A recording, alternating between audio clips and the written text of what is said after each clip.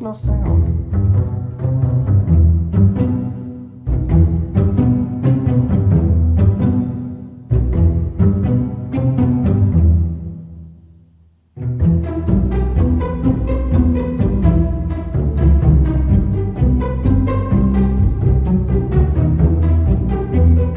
Oh, there's sound already.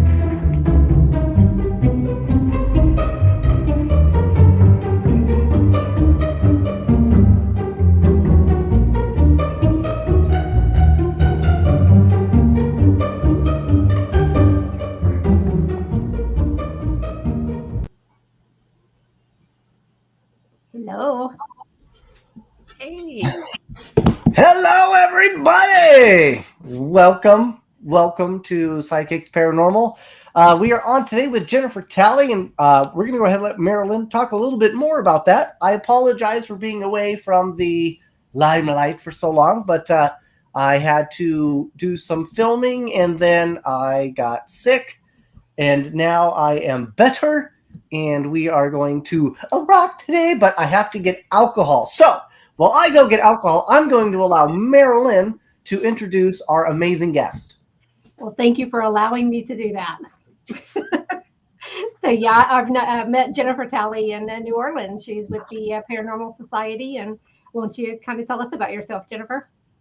Oh, okay. So, been investigating full time for about, it's my third year. Been doing it on and off for about 6.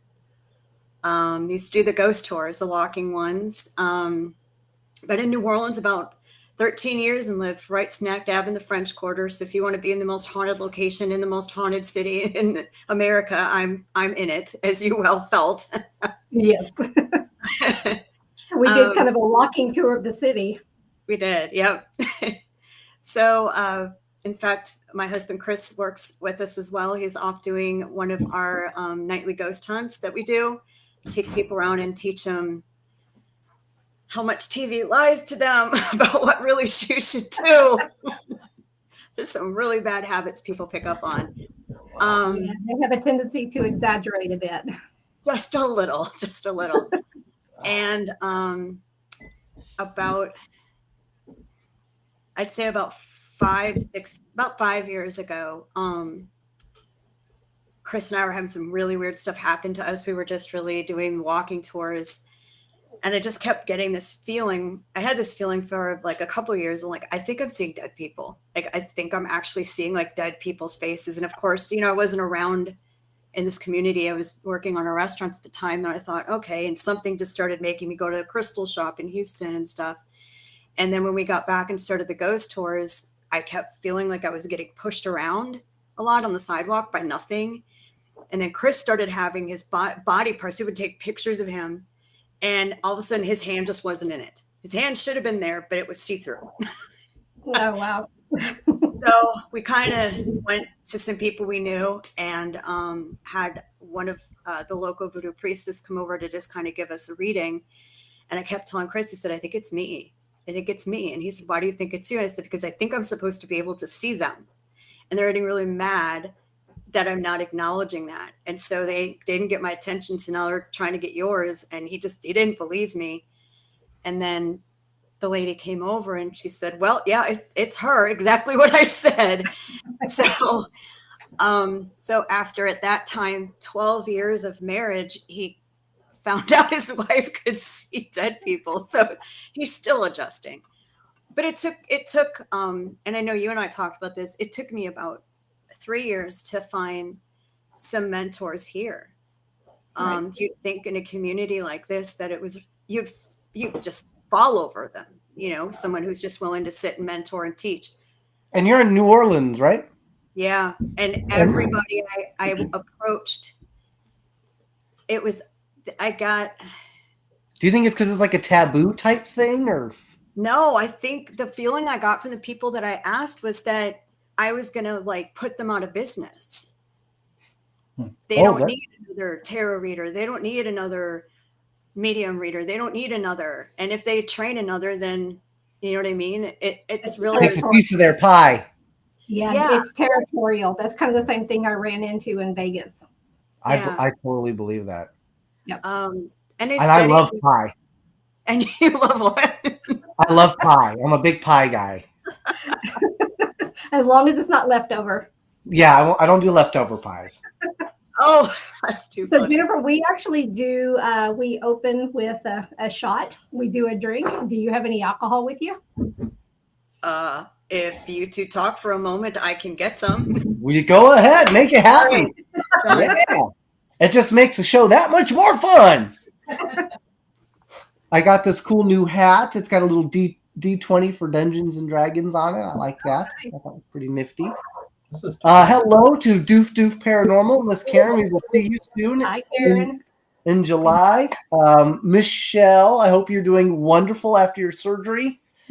Anybody else on that wants to say hello and pop in or has any questions for Jennifer, Marilyn, or even myself, though I will let you know I am not the expert. So if you're asking me, you're going to get a weird answer. Okay, what do we got here? Dr. McGillicuddy's Butterscotch Schnapps. It is a shout out to where I'm from, Wisconsin. Hey, I love Wisconsin. All my family's from Milwaukee. Oh, Manitowoc. So So Jennifer we're all Packers fans. Yes, go Pack Go. Go Pack Go! All right, look, Pat's got the Pat. He's a Packers fan too. He's got the fireball. I unfortunately am on hard times, so I had to pull out. I have the Macallan, which is actually a single malt Scotch. Yes. It's crazy expensive, and I've used a lot of it, and I obviously that means it gets you drunk because I don't remember drinking it.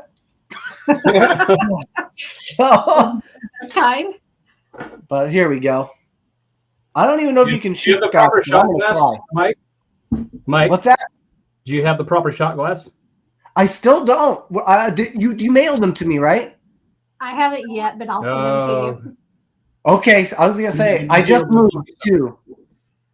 All right, And you can buy them for $2.99. No. that's right. Cheers. Woohoo! Cheers! See everybody's face. There you go. I got the roll. Good. It's so burny. Mine should have been frozen too, but my freezer's packed. So Yeah, we got to buy another one. So Woo! you guys have a great show. I'm going to go in the other room. And thank you, Michelle. Yes, we are definitely both stoked to see you in Louisiana. We're very excited to go to Louisiana, where we'll be going to Baton Rouge, and maybe, just maybe, we could leave a day early and make a pit stop and see Jennifer. you should. You should make that happen. We could definitely do that. Get We've some got filming some- in there. We've got some hotel hookups, as Marilyn knows. So Yes. I'm always looking for a bed to lay on. That only fan content doesn't make itself, you know. no. And the new home is fantastic, other than the fact that I just got a $38,000 plumbing bill. Yes. Yeah, they literally just moved in, last week? Yep. And that's on top of the $10,000 we already paid to have some work done. So it'll be $48,000 by the time, actually closer to $50,000 by the time we're done and out the door. Oh my gosh. Yeah. Ouch. So, don't mind if I continue. It's a good thing you broke out the good stuff. So, Jennifer, Yes. I don't know much about the paranormal as a whole. Okay. In New Orleans, my biggest question to you would be: have you been to other parts of the world, and do you find that it is in fact different? As far as what the paranormal feeling? Yeah, like the activity, maybe even just the people surrounding it. I mean, does it feel different? I mean, just like overall. Yeah, I've never been, so Yeah. the last time I was in New Orleans, I was there for literally 12 hours, and I watched a guy die in the street, and I went, "Oh my god!" And then we went to Denny's. So I don't know. It was a weird. Sounds about right. Okay, perfect. Right. We just have to add on the daily our new ghosts, but you know, yes, it's intense here. That's about the best thing I could say. What about you, Marilyn? What do you think? Oh, absolutely. Just going in, you can feel it just walking down the street. It's very intense. Because we've been to some Yeah. pretty interesting places in Texas now, right? Together that we've kind of went to. Would you say similar or just a totally different vibe? Oh, it's a totally different vibe because Wow. you're looking at the different cultures in different areas. So you're going to get different feels. That's kind of like in South Dakota. You got the more the Western and the cowboys and stuff like that. Yeah. Here, you're getting the cowboys and stuff too, but there it's more on the, how would you say it, Jennifer? Being there, what would you say? It's really a hodgepodge of everything you could think of Yep. to me. And I warn people who with abilities that contact us to come out to make sure they're prepared for the tractor trailer that's of energy that's about to hit them with Yep. no warning, and it Gotcha. doesn't let up. It is like having your foot on an accelerator pedal and never letting up. Because If when we anybody that's watching has been to New Orleans, please feel free to leave your thoughts in the comment. But continue. it's so palatable that when we leave, even just to go to Mississippi and we get out of our car, it's you physically feel lighter. You don't It's realize when like you're a breath of fresh ass. yeah. It's Yeah. something like that. It's not like,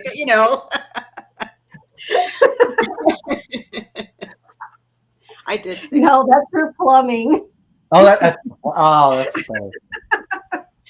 So, how long have you lived in New Orleans? I mean, you said you're from Wisconsin, so how long have you been there? I've been in New Orleans in the French Quarter for about 13 years. In the French Quarter itself? Wow. Yeah. How many times have you come across Brad Pitt or Tom Cruise?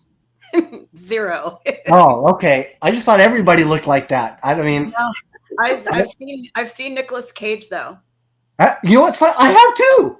At the gym, he ordered a smoothie. It was a weird thing. He was visiting his tomb. That's where I saw him. That's great. Well, I'm glad to hear that he's a plan aheader kind of guy. He is, and it's a giant pyramid. No way, really? It's a giant white stone in the shape of a giant white stone pyramid, and he did it because of his work on National Treasure movies. I was gonna say, sounds like Egyptian. He lives in Vegas. I wonder if I could reach out to him. I wonder if he'd give us a tour. Of his tomb? Yeah. Oh, you can't walk in. Why oh, you can't?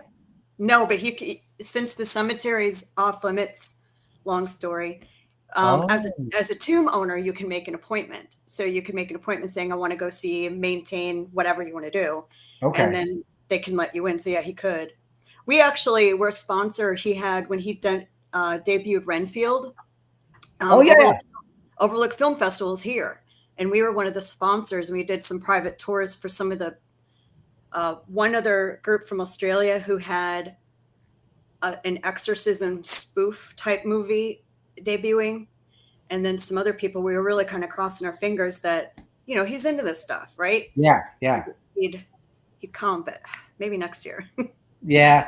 He's a weird bird. When I met him, I was working at Las Vegas Athletic Club. He had gone to the juice bar to order. He wanted a smoothie, and he wanted it was a coffee-based smoothie, but he didn't want milk. The smoothie does not come with milk. Okay. At all. Okay. But he specifically wanted the lady to know he did not want milk. Really wouldn't be a big deal, except for the fact that he talked to her like this. Yeah, lady, not milk. And she went, huh?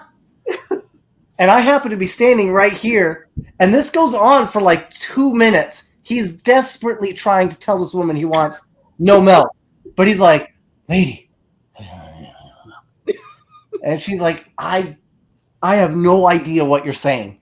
So finally, I look at him and I go, it's cool, Nick. I got this. He wants to make sure you don't put milk in there. And she goes, well, there's no milk in there. He says, well, just don't put any milk. And he goes, yeah, don't put any milk. I'm like, okay, there you go. Don't put any milk. And she goes, okay, got it. And he turns to me and he goes like, it's so funny. He goes like this. He goes, thank you. And then walks off. It was the strangest, and he was reading a script at the time too. So that was my entire interaction with Nicolas Cage. He never once looked me in the eye. It was weird, but That's So he funny. was channeling his inner Seinfeld episode.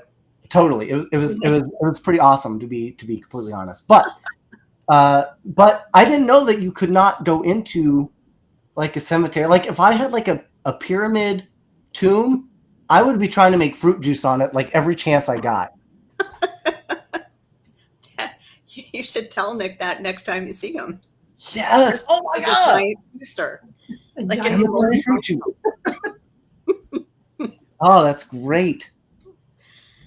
No, they the cemetery, he's in St. Louis #1. It's the oldest cemetery here, but they closed it off and are only allowing one tour company. It's actually in court battles about it because we used to be able to go in there and there was some backhanded deals between Oh dang. that office of the archdiocese and this tour company, and it was just anyway. So it was for those people who did those tours, that backhanded deal over COVID cost them probably about a third of their annual revenue, if not more. Oh wow. If not Who more. knew there was drama in the paranormal world? I know, who would have thought that? So do you do any of the paracons? You know, I've never been to a Paracon. No. We work a lot. And our busiest time is the weekend. And we're hunting, ghost hunting 6 days a week. Wow. And so you get quite an education, and that's on top of private cases. But we have made it a resolution of ours to attend at least 2 this year. So we have one booked for the end of this month here in Louisiana. Are you the same one that we're going to? In And New Iberia? Yeah. So we're going to be at we're a sponsor at the Cajun Paracon. Awesome. Hey! Yep. Did it. Oh my god. So we're going there, and I'd like to do another one. Cool. I don't know. There's been some invitations last year for us to go to the one in Salem and one in Gettysburg. But October, I mean, as you can imagine, October's a little busy for us. Just a little bit. Just a little. So Jennifer, Michelle has a question. She said she's wanting to know, have you been to I think it's Dauphine, and what is the feel that you get there? do you mean the Dauphine Hotel or the Lalaurie Mansion, Michelle? Which one has the most bathrooms? It'd be up there. Okay, cool. It's a toss up. Yeah. Hotel.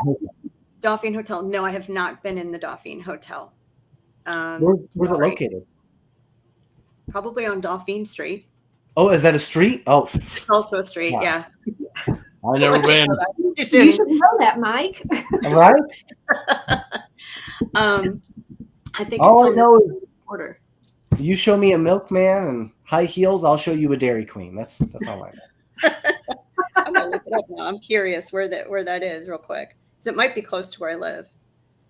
Dauphine Hotel, AUPH. So do you go to just specific locations, Jennifer, when you do your Dauphine. Okay. Yeah, we do.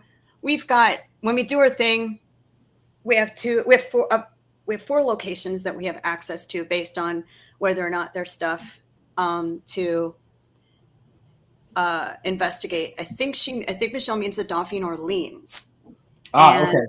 that is, I have been there, but it's rather large. It's not something where I would. The smaller hotels are easier to feel. You know, when you've got a lot of people running around, it's a bigger hotel, I don't feel as much. But that's not one of our locations. So we do have access to 2 hotels. A building that was a former Church of Witchcraft and Witches Coven. Whoa, really? That's Yep. cool. Second Church of Witchcraft, like 501c3 tax deduction status. Wow. Nonprofit. Country. Yeah, in the country. It's first in Louisiana. And then Mary Lynn was at you were at one of the hotels, and then we have a building on a voodoo priestess's house property that we go to. So we picked 2. Always pick 2. Is it like McDonald's, like a McPick 2? No, we pick. Oh. They don't. Oh, okay.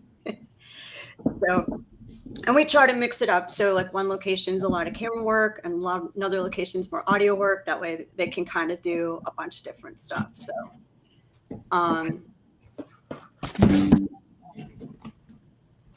just gonna raise me up a little bit here.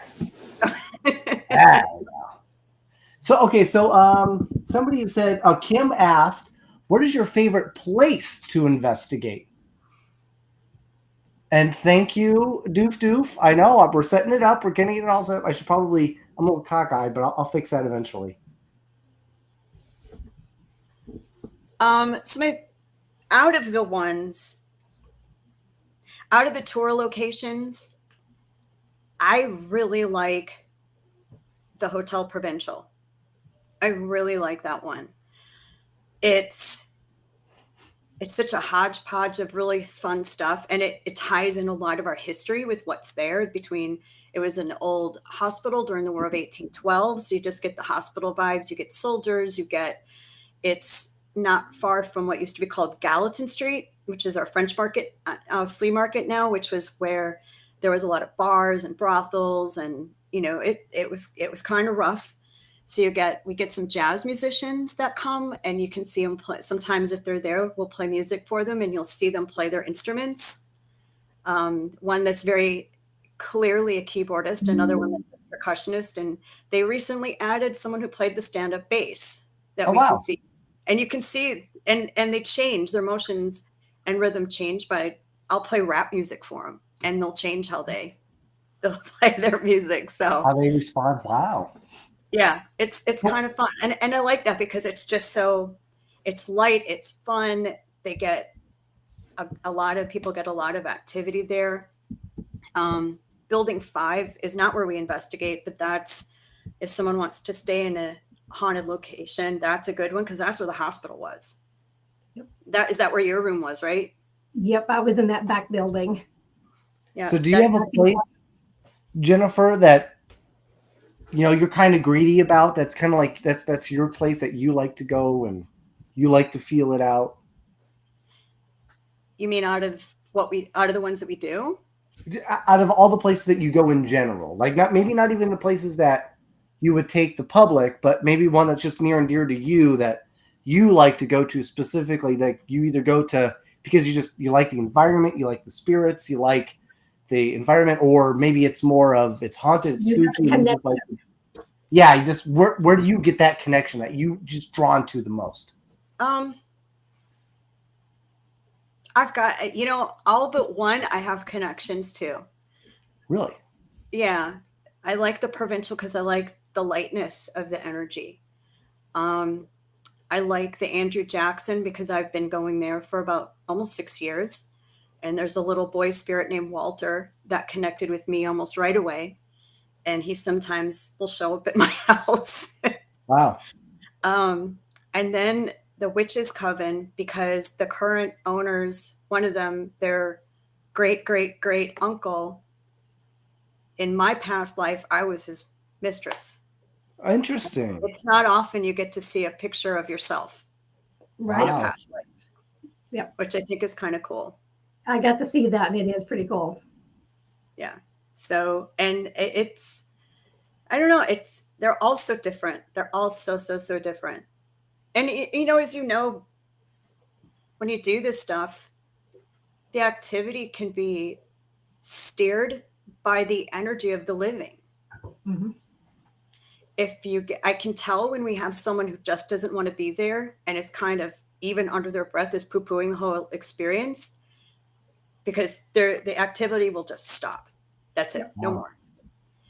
And then when you have a group that's all kind of gelling and fun and just seeing what's out there, then you get a lot more activity. So that actually kind of raises a question. This is for both of you and for the audience, I suppose. Do you think that individual belief going in matters? In other words, do you feel like, is it kind of like a Neverland, where you got to believe, Peter. I mean, like, what's your thoughts on that? You know what? I don't need you to believe when you do the stuff with us. We ask you to become just open your mind up. Just don't be like disrespectful. Right. Don't be so closed off that if the ghost picked up a chair and smacked you across the face with it, you still won't believe. Right. But then, don't be so eager to see something and you think it should be this big grand event when it's probably a little bit more subtle at the time and you completely miss it. Do you think cinema and maybe some of these newer paranormal shows have put almost like a hurtful image of what it should be like into people's minds? Depending upon the group, yes. I don't think they all do it, but I mean, do you think people walk in expecting The Ring like every single time, Let's hope not. I hope not. Yeah, that'd be bad.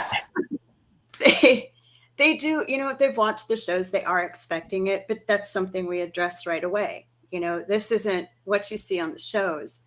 This is what you actually do when you take a private case, right? You've listened to the owners, you've heard their experiences. You can't walk in and go, okay, goes to the back on the left. Great, thanks. Right? Right. You've got to play around and you've got to see, can you recreate it? Is it really happening? We've had someone call in, kept telling me that their ghost whistled. Okay. And it happened at night. And I said, I asked this woman, I said, is it constant? She said, no, it's only ever so often. And I told her, I felt so bad for her. It's weird question. Do you put tape around the air filter in your air return? She said, yeah. I said, go see if there's a hole in it. Yeah. Go kick your fan on and see if your ghost whistles. Yeah. Yeah. Because we always say, sometimes it's not everything's going to be right. So open your mind, stay in the middle, use your logic. And if you don't want to say you want to believe after, you could say, okay, there was some stuff happened that I can't explain. So that's actually a good question too. So let's take the night whistler. The night whistler turns out to be, obviously debunked, right? There's no night whistler. Do you think,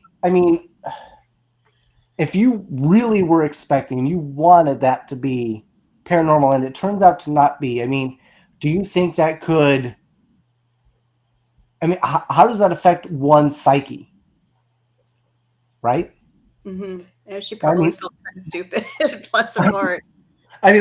Right. So, would you then completely shut off to all that is paranormal? Would you just, I don't want any part in it anymore? Or do you think that person would still be open to experiences? It's tough because I feel like you would be so much more, I guess, twice, what is it called? Twice burnt. Once burnt, twice shy? Is that what it is? Once burnt, twice shy? Yeah. So for me on that, it's like I have somebody that everything was paranormal.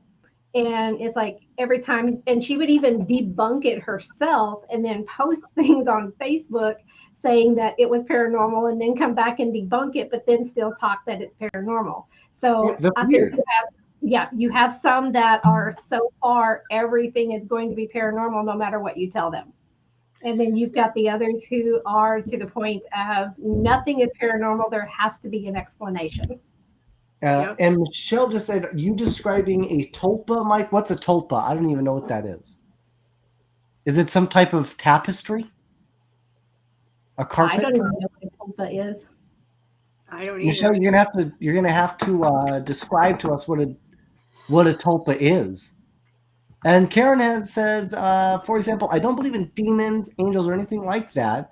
So I don't ever say angels are watching over me, and paranormal stuff is very rare.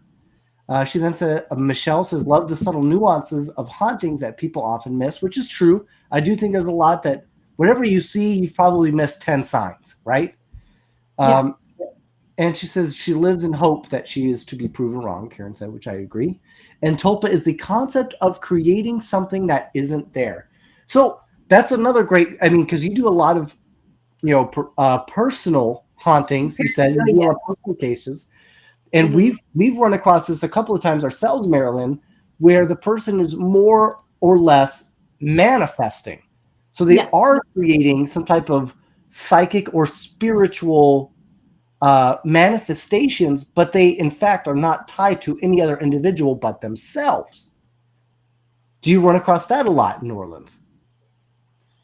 Yeah, you do. You get a lot of people that do that. And you get people on the tours that just tell you all the stuff, and you just sit and listen to them, and you've run into X, Y, or Z before, and they really are just manifesting stuff. Hang on, sorry, I have an issue real quick. No, bro, tell them I said hello. Well, and that's where you're talking about the manifestation is like when you go into locations. For me, I know I can put energy out there and kind of draw things in. So that's where you can actually make a place haunted that wasn't haunted before. Yeah. So people just bringing that energy and then leaving it. I've also noticed this now that I've been to a few Paracon investigations.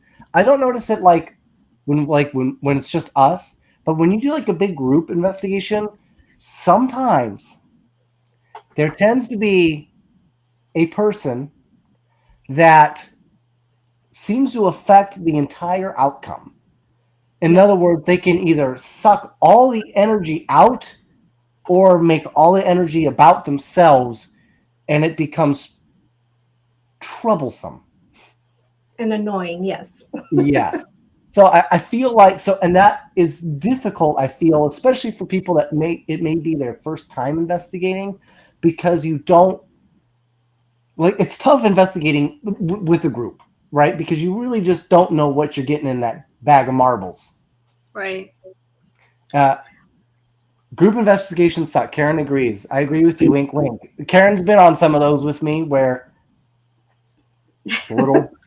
Well, and that's where you get all the different people. You don't know where they're coming from or what their beliefs are and all that. So you're getting those different energies. And so that's why when you're doing a group investigation, really just going in without expectations. Yeah. So that's where you just go in just to have the fun with it. But if you're paying for a private investigation and you have your individual group that's with you, you know those people who you're with, totally different experience. So you haven't had that yet, Mike. Right. That's true. That's true. And we've, like with our group, just our investigators, there's three of us that conduct our investigations. I don't think we could be more opposite in our approaches. And so when we do you carry around like magnifying glasses? Yeah. No. Usually stuffed animals.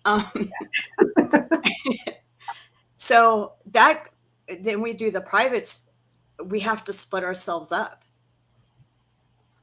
It doesn't work when a couple of us are together. Yeah. So you mentioned earlier about doing private cases. What has been your most interesting private case that you've done?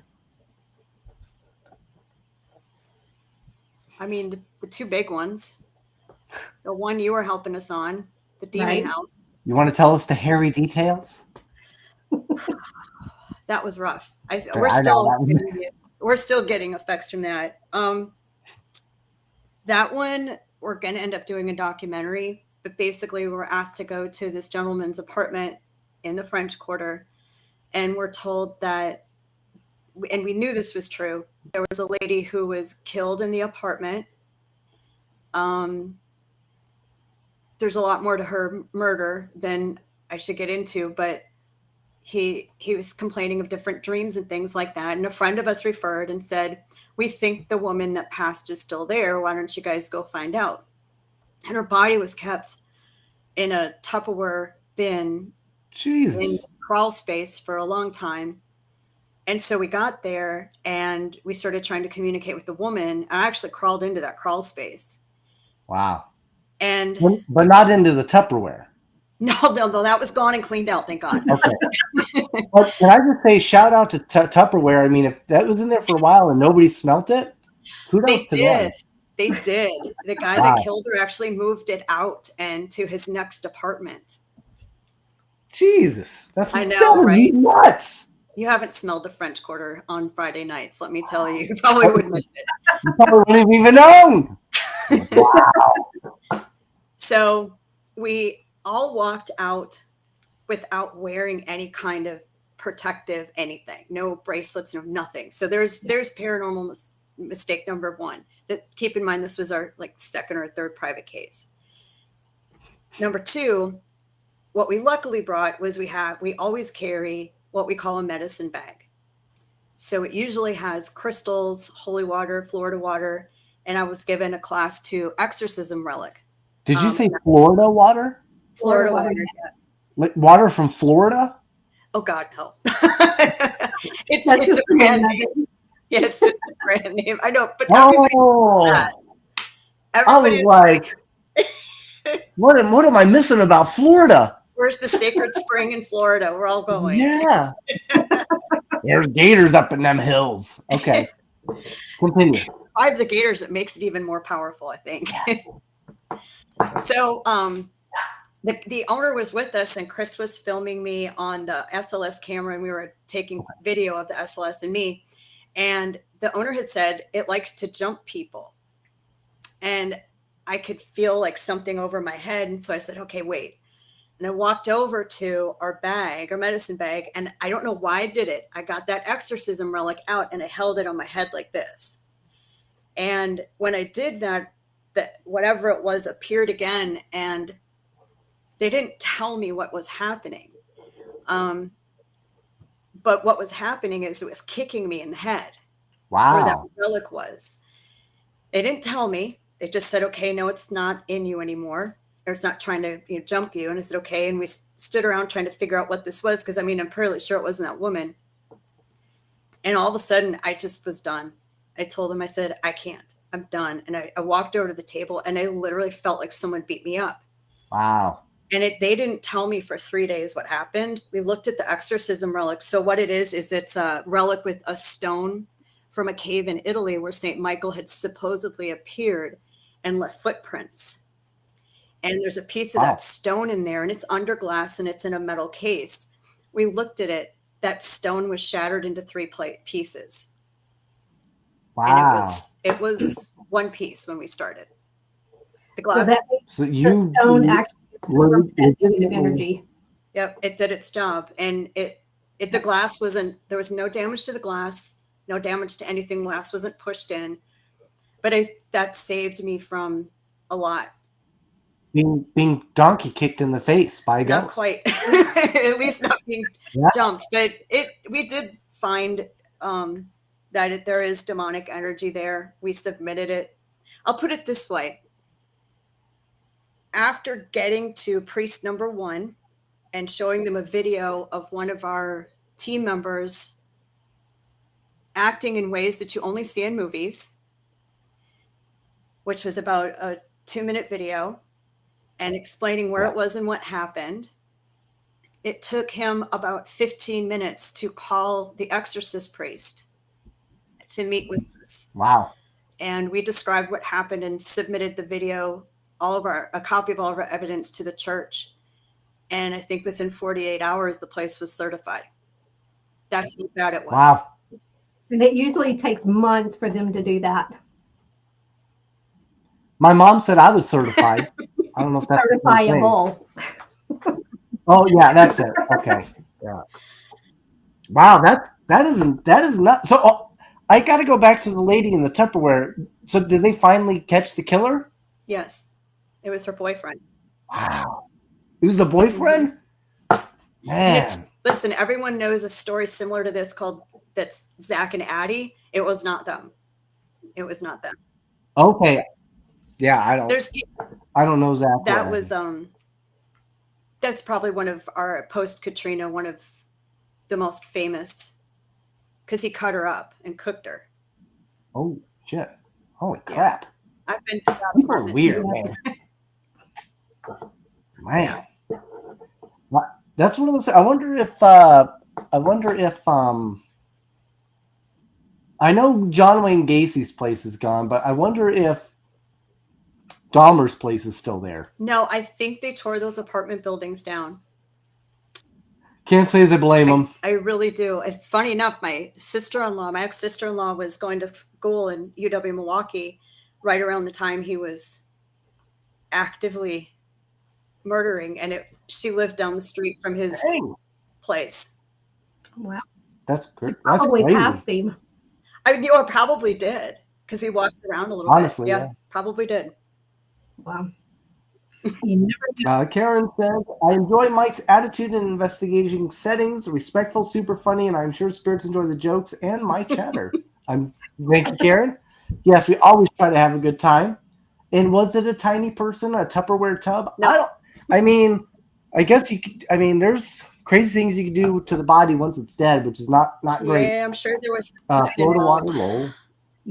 And people do some really messed up things. Michelle, it turns out they do. Yeah. But if they didn't, I guess there would be no reason for paranormal investigators. There'd be a lot less interesting stuff for us to talk about, I suppose. So it's a double-edged sword in that regard. So where would you like to go, Jennifer, other than New Orleans? To investigate. Huh? Yeah. To investigate. To investigate. Yeah, not like to use a restroom or something like that. Oh, boy. Do you have a bucket list? Yeah, I think the Bell Witch Cave's on it.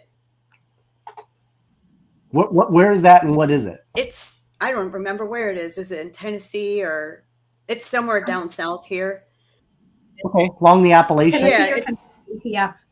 Yeah, and it's I don't know. I want to see if it's rumor or not. You know, there was a couple of series on the Bell Witch and how this witch had cursed this family and messed with them. It's in Adams, Tennessee. Okay. Okay, Tennessee. Where else? The only place where kids can spell KKK but can't spell Tennessee. Oh.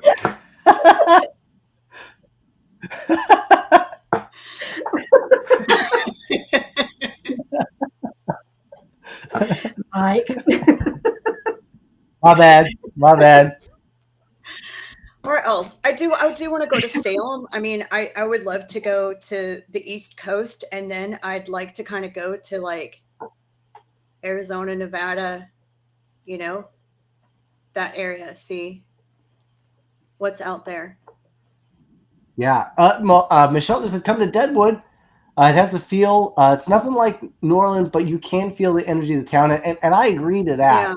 Yeah. From somebody that's not really, you know, it's not obviously not my bag of chips. I'm not like Marilyn or you in that regard, but Deadwood definitely has its own place in history. Yeah. I will say that. It is very unique and definitely worth visiting. It's super awesome. So Deadwood was actually Mike's first location to do paranormal.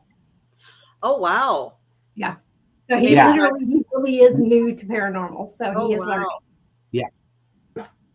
It was a great experience. I got to do an Estes. My first Estes session was there. It was great. I got to talk to a kid who remembered me and had me come back later in the night, which was really interesting. I had my zipper on my costume was ripped off at the brothel. Oh. Yeah. So that was pretty intense. And I caught what looked like a person, most likely a female, laying down, half propped on the wall, with their hand up like it was chained, in the Fairmont, which is where they used to imprison the prostitutes when they first got them. So that was on the SLS. So that was pretty cool, and I've got that recorded. Wow. Yeah, so it was pretty nuts. I will say that Deadwood was a great. If somebody wants to learn about the paranormal, I think it's a great spot to start because you've got the Bullock Hotel, which is just rich. There's it's a lot of friendly, a lot of mixtures. I guess, of elements and spirits of that feelings. And then the actual brothel was one where they were there on their own volition, so it definitely has a good timey vibe. And then you've got the Fairmont, where it was just one bad thing after another happened, and it's just it's just a deep, dark, terrible feel. So you have these three different elements that you are all right next to one another, so you really can kind of, I don't know, experience the whole, jugglers set. Sounds cool. Which I really liked. It was pretty cool. The brothel was very. That was when we looked at last year too, but it was just we had 2 trips planned, plus Chris, my husband, won a pool tournament, and we had to go up to Vegas. Yep. And nice. So it was just too much all at once. And then I was seeing my mom in November. We had 4 different vacations between us. It was just a whole lot. So the guy that makes all of the shirts for the pool teams. Yeah. He lives here in Vegas. I know him very well. His name is Ron Chipper, and he actually was the winner. He's a pool champion winner in 2006. Okay. Yeah, he's a cool dude. So that's really awesome. Next time you guys come down, say hello. We'll probably be back again this year. So awesome. Yeah, we'll take you to eat, man. Awesome. I like finest Taco Bell in all the land. So we're actually going to be in Virginia City in April. Oh, you are? Yeah, you should try to come there. Okay. Yeah, that's going to be great. Virginia City is going to be awesome. It's a lot like Deadwood in regards to it being like just kind of this old west town where law kind of forgot about it. But it's unique in the fact that it at one point had almost 30,000 population. And in a matter of 3 years, it goes from 30,000 down to 700. Just the whole town just dried up and was forgotten.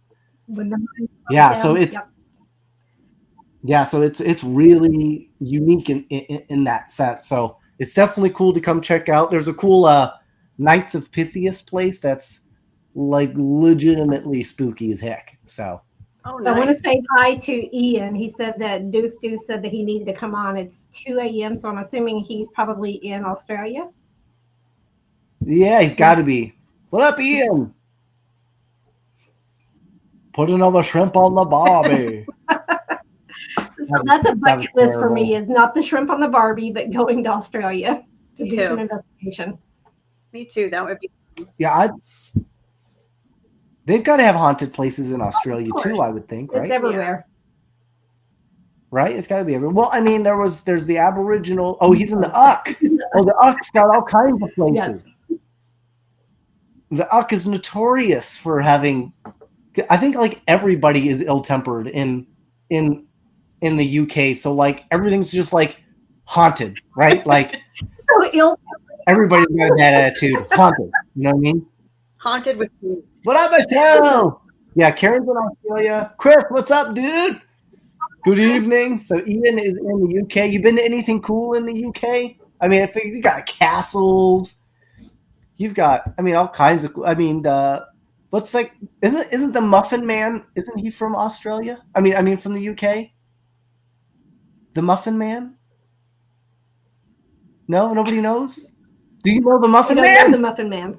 The Muffin Man. Do you know the history behind the Muffin Man? So he was like a serial killer, the Muffin Man. Never heard of it. And he would kill kids. He would lure them in with his muffins, and then he even killed other bakers that were trying to get in on his area. So is this one of your like the Muffin Man was like not like a cool dude. Who lives on Drury Lane? Yes, Michelle knows. Muffin Man is from UK. Oh, I thought you were talking about the song. But it is a song. It's based on the song. Do you know the Muffin Man? Yeah, the Muffin Man. Yeah, the Muffin Man. He was a dick. It turns all out. I could think of was the Muffin Man song on Shrek. Oh, was there another one on the movie Shrek? They sang the Muffin Man. Do they really? Do they? Okay. Yeah. See, Ian said everywhere is haunted in the UK. Yeah, he's got socks older than Mike. I believe that, Ian. I believe that. And the Muffin Man song is based on the killer. Wow.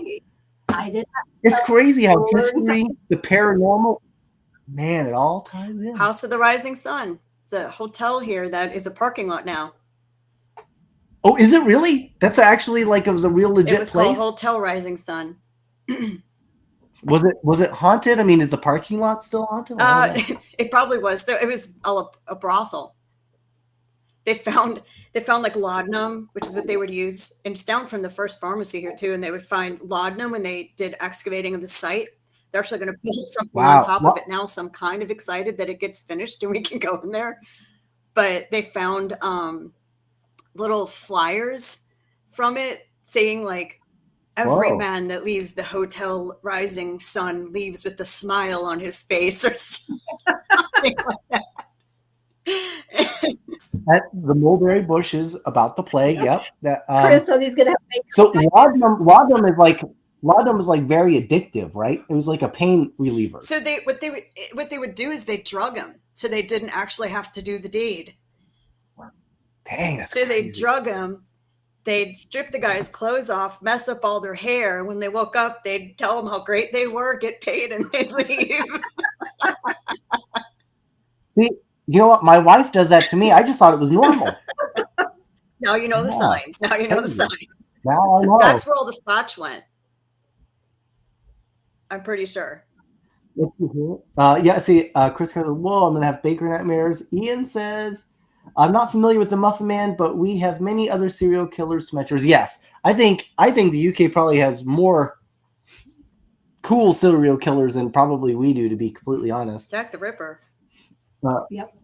Yeah, Jack the Ripper, right? And now I've heard a theory that said Jack the Ripper was actually two individuals, not just one. So I would love to jump more into exactly who or what the Jack the Ripper was. Well, they even said A lot they of came them was over to you- the U.S. for a while as well. What's that? They came to the U.S. U.S.? for a bit, yeah. Whoa, really interesting. Which is maybe where we get Wow. I the wonder if we Axeman from. Oh. Is that a thing in New Orleans? Yeah, there was a serial killer here that we called the Axeman. He was portrayed in American Horror Story Coven. And he never killed in the French Quarter, but he would send out letters taunting people and saying, if you don't play jazz on this particular night, yours is the house that I'm going to come to. And there's some theory and then he just disappeared. There's theories out that he did kill mostly Italians, that he was Italian as well, that he killed members of the mob and they just took care of him, which is why he stopped. Theory that he wasn't even human. Theory that there was a bunch of them around the United States killing at the same time, like it was a cult of some kind. So there's a bunch of theories out about what the Axeman might be.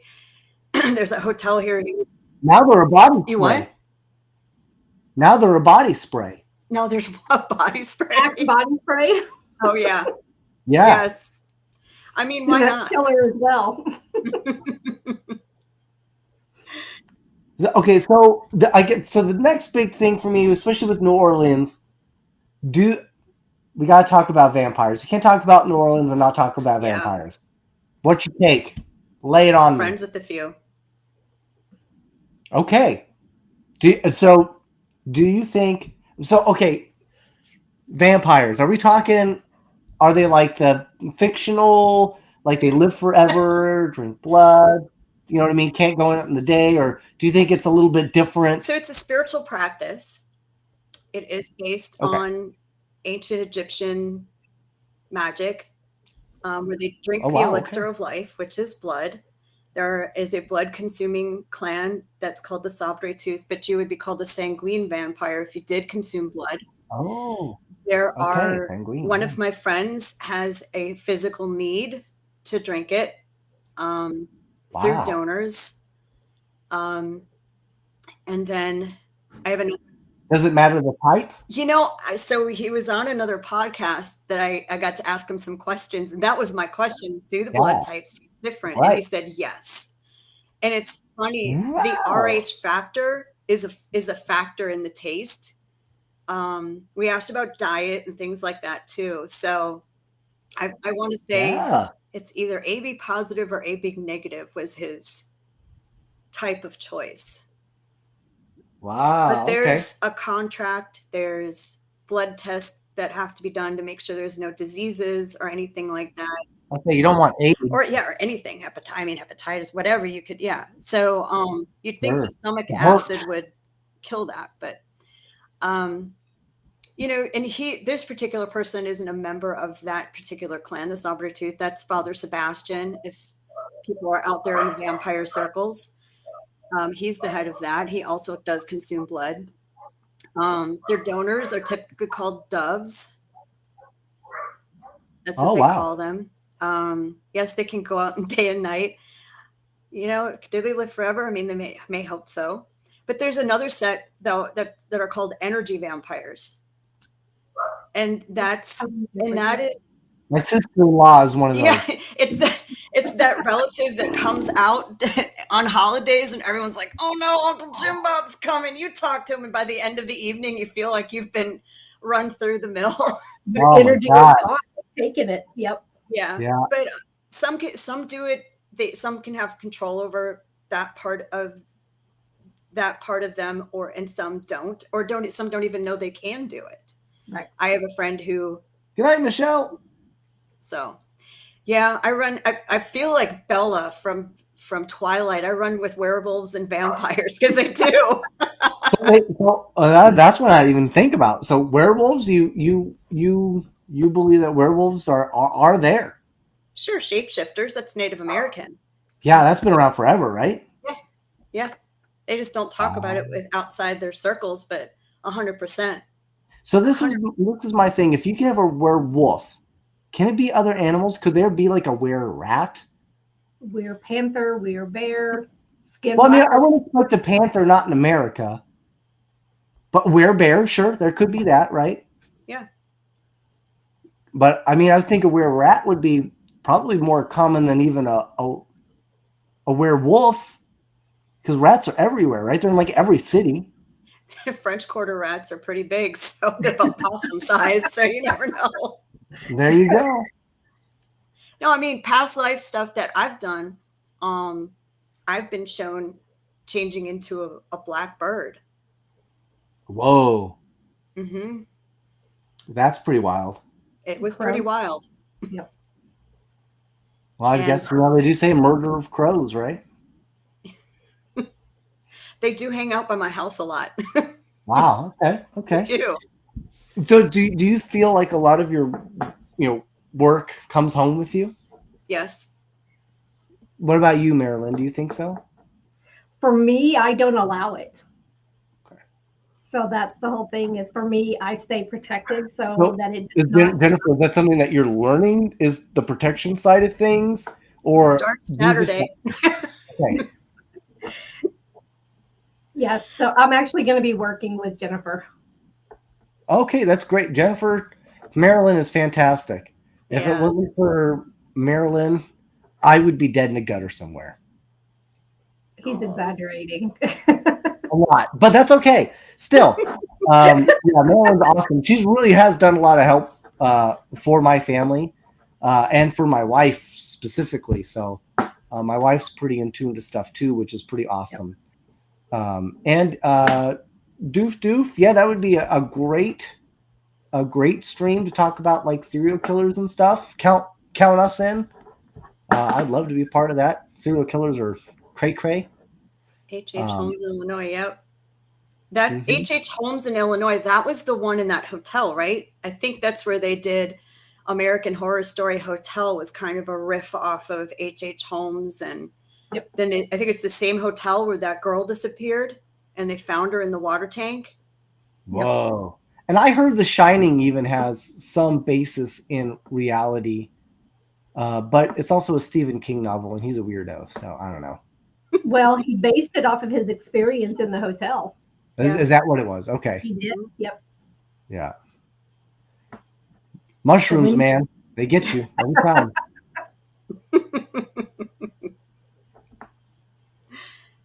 Oh, I was just reading the thing about Jack the Ripper. Interesting. Yeah, the two people. Right. Yeah, that is a going theory that it could have potentially been two different people. Yep.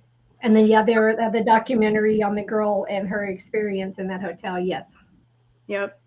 The HH hotel. Yeah. The same hotel. I forgot what it's called. Well, okay, so I watched the documentary and then I also watched the ghost show that went there too. Am I the only one that does not know what this elevator game was? I have no idea, I don't know what it is either. but I don't know anything. I felt so stupid. Well, there was this sequence of, like, he had it written down of what to do and the numbers to punch on the elevator, which floors, and then get out, don't get out. And he talked about it like, oh, it's the elevator game. I thought, I am not pulp culture savvy because I have no clue what you're talking about. I never heard anything. And I feel Like he doesn't either. He probably doesn't. Oh, Wow. good. I'm glad. I'm not the only one that knew about that. I couldn't explain it any better than I did because I don't know where it came from. But that was the theory, is that she somehow that opens a portal and blah, blah, blah, blah, blah. So, and they showed her doing weird stuff in the elevator. So I don't know. Yeah, and Chris I've is seen a saying lot of weird stuff in elevators, but I about, used to work in a hotel. right. Chris is Yeah, saying the that. Cecil Hotel. That's right. Yep. Yep. So Chris is saying that there's a theory about HH being Jack the Ripper. Wow. Well, you said there was a potential that he had come to America. Yep. And then Jenny, hi Jenny, said That's my daughter. hotel. That's where the girl was found in the water tank. That's in L.A. is in Louisiana, not Los Angeles, I assume. No, Los Angeles. Oh, it is Los Angeles? Yeah. Uh-huh. Oh, okay. Yep. If it was here, we've already been there. And then there's the whole. Who knows anything about the thing? I know it was in California, the Black Dahlia. That was in California too, right? And that was where they just found a lady and she was just like hacked to pieces and nobody knows who did it, right? And she was they're like, saying that a doctor did it and hacked her up in the bathtub. That's the going theory, because there's no conviction or anything. They tried to arrest him and he fled. So for the Black Dahlia case, really? Yep. Oh, I didn't know that, because didn't they find like the body like on the side of the road or something? Yeah, she was. They said that somebody saw her in the bath, or the doctor hacking her up in the bathroom, and I don't remember who it was. But then they did find her body on the in some bushes. Dang, that's crazy. Yeah. Wow. Okay. Girl in the water. And yes, they did investigate his house, and that's where they were saying that he had cleaned the bathtub really well. Oh, okay. And that's suspicious all on its own, right? Who doesn't have a dirty bathtub? That's true. Right? Yeah, they did. Richard Ramirez lived in the Cecil. Richard Ramirez was the person that killed the girl. I think he was another serial killer in California. There was a few of them that lived in the hotel or had stayed in the hotel at one point. He wasn't the one that put the girl in the tank, because he was already caught by then. I forget what his nickname is, but he lived in the hotel for a bit. He wasn't the only one. Do you think, well, that's interesting that you bring that up. Do you think like that negative energy just like attracts that type of people to certain locations? Yeah. And there's some energies that not only attract it, that's how they carry out their wishes. Wow. It's not uncommon. Yep. So do you think like, I mean, let's talk about like demonic possession for a second. Do you think some of these serial killers could be under that type of influence, like legitimately? I know they've been. Yeah. And do you think it could be like the same demonic entity that does it just over and over again? Or do you think it's different demonic entities? I think it's different in different areas. Yeah. Just kind of depends. Yeah. And I think the Cecil Hotel, for sure, there were a lot of those people that stayed there had alcohol or drug abuse issues, different mental and emotional issues, and then if you add on, if they start dabbling in any of this stuff that they, think that they understand that they don't, I mean, any one of those things can make you a big target for sure. It just opens the door for it. Mm-hmm. All right, and here's another question for you. I like to ask everybody what are your thoughts on the Ouija board? Evil, useful tool?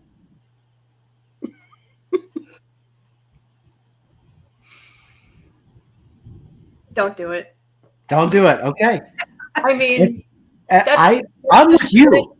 That's the shortest, best answer. Anytime you do that stuff, no matter what it is, you're opening yourself up. And if you don't, even walking in and doing what I do because of what I can do, I'm leaving myself open. And Marilyn knows it's not the first.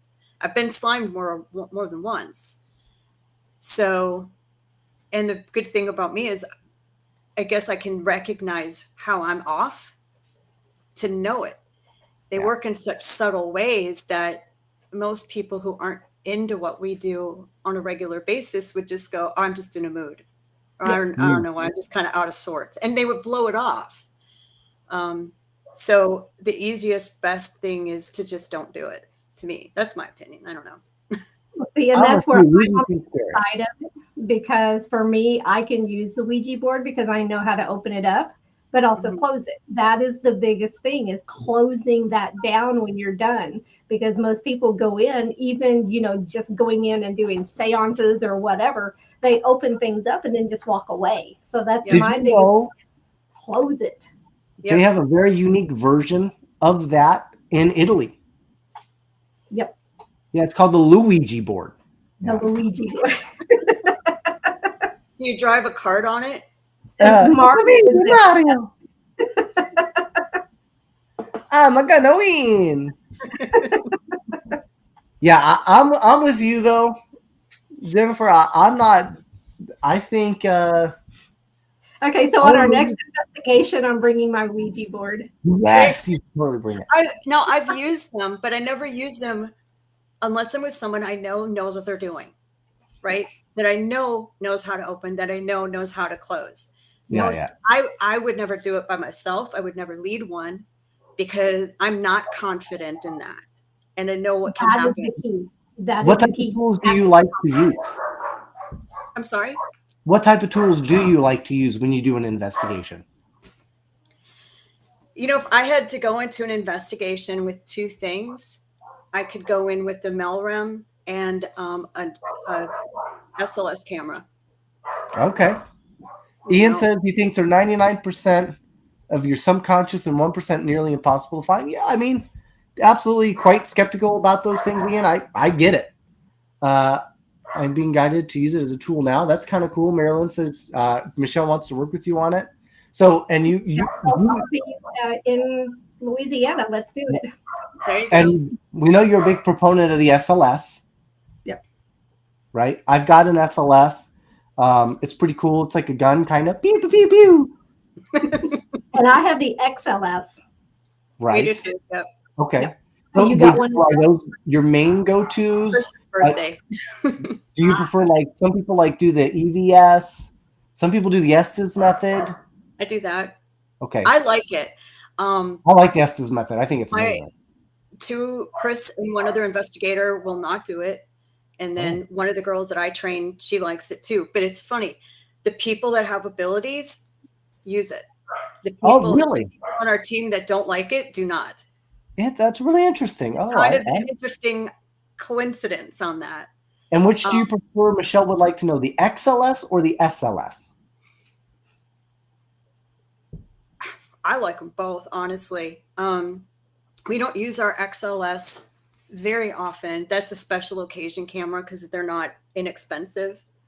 Yeah. The SLS is what we use on a daily basis. But if I had a choice, I would take the XLS in a minute over. Okay. That 3D thing is cool. Yeah. Same with you, Marilyn? Oh yeah, the XLS is a lot better. You get more details, and it actually maps almost around corners. So that's something. I probably prefer the PS5.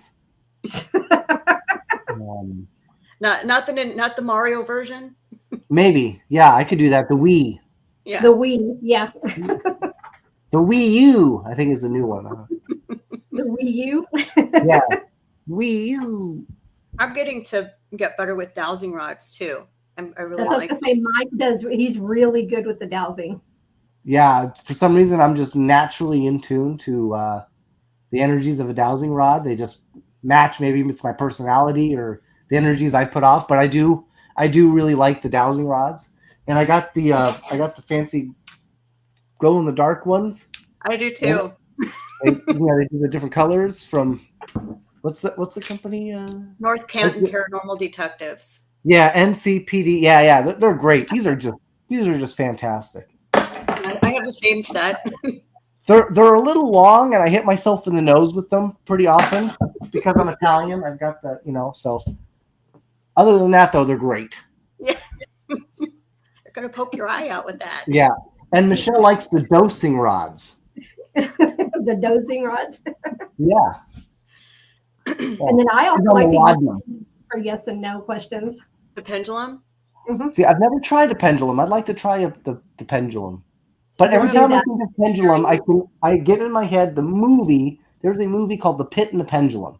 And if you haven't seen it, I do recommend watching it, but it is it emotionally scarred me as a child, I will tell you that. Because it's basically about this torture device that was used. I don't know if it's Inquisition or like a king or somebody, but it's basically a pit that he rests you on, but then the pit has spikes at the bottom.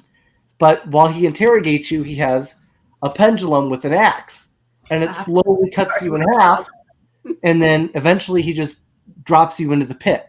So you have the choice of answering the questions and you get dropped in the pit, or don't answer the questions and you get slowly cut in half. The pit and I can see why that would terrorize you as a child. Right? Right.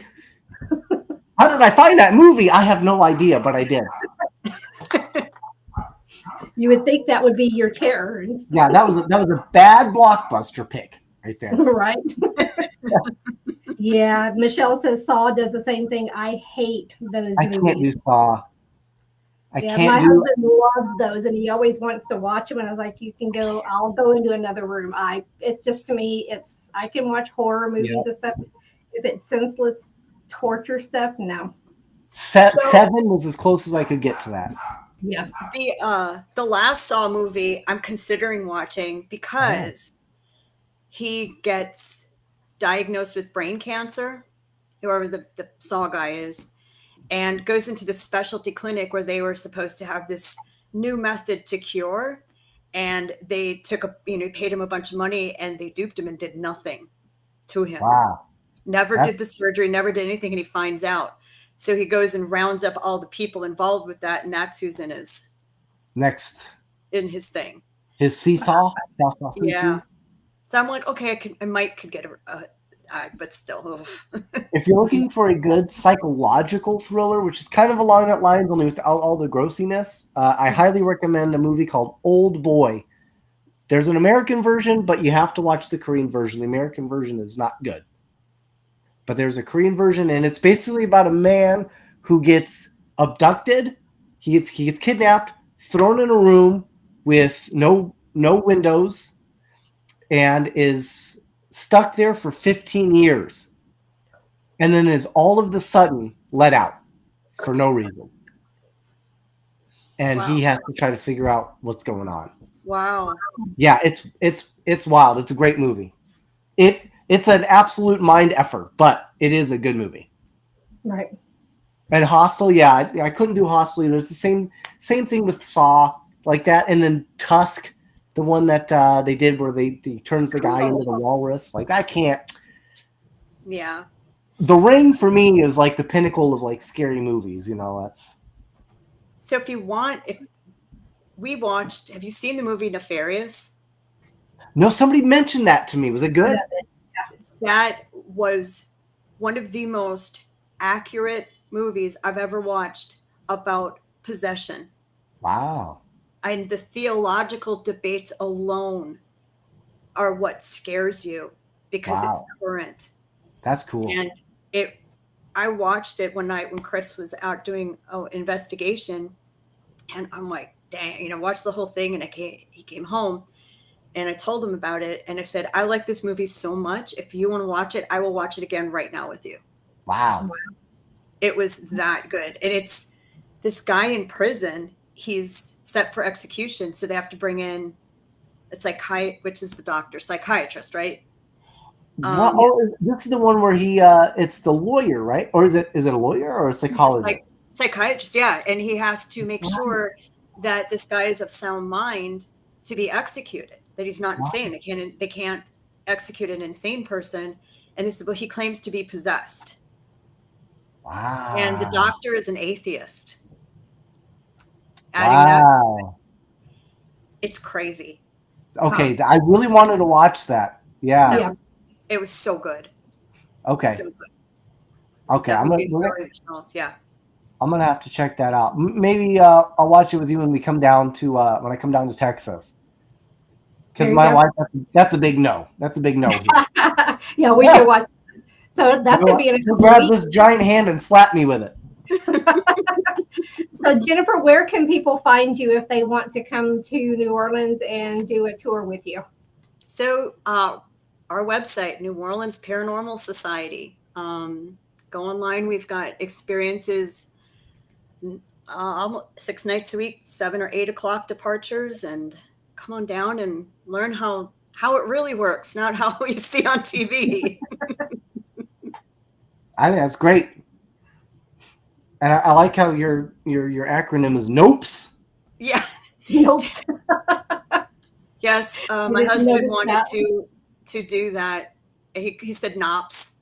And I said no. And then I said nopes. No. Nope. Nopes to the NOPS.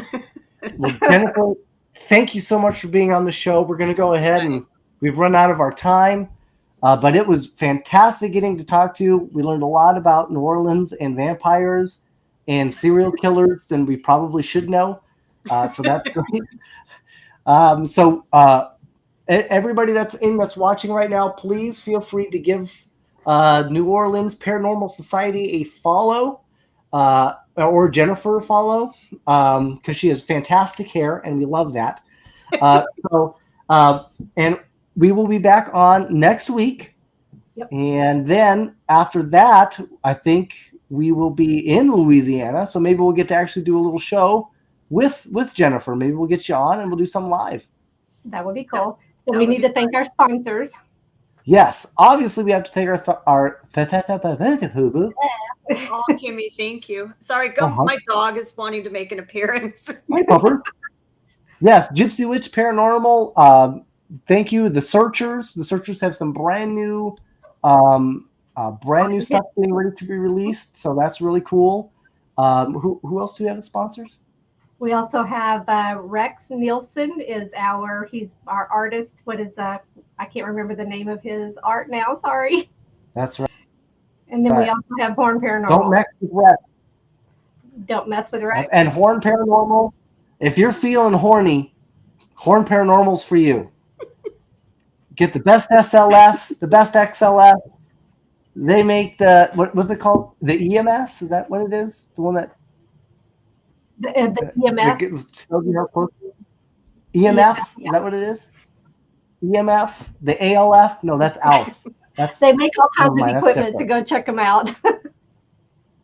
Yes, that's right. All kinds of equipment. And that's who I have my SLS for. And they're a big sponsor of the next show coming up in Virginia City, the Washoe Con. And they were super awesome, and they donated like 25 of their SLSs to people that got the first 25 tickets. And if you purchase an SLS while you're there, they are going to have, I think it doesn't even cost like $25 or something. And you can actually take a class while you're there to learn how to use your SLS or XLS or any of the stuff. So definitely check that out. Oh, Kim Horn's actually in. Oh, the XLS. Very cool. So Kim Horn is in here. So follow them too. They're fantastic. Chris, thank you so much. Yeah. So is that who you use too? Is the we have 6 SLS camps, 5 SLS and 1 XLS from them. Look at that. They get around. They're like the House of the Rising Sun before they were a parking lot. Everybody wanted in. All right, guys. Well, thank you so much. That's our show. Go ahead and roll it.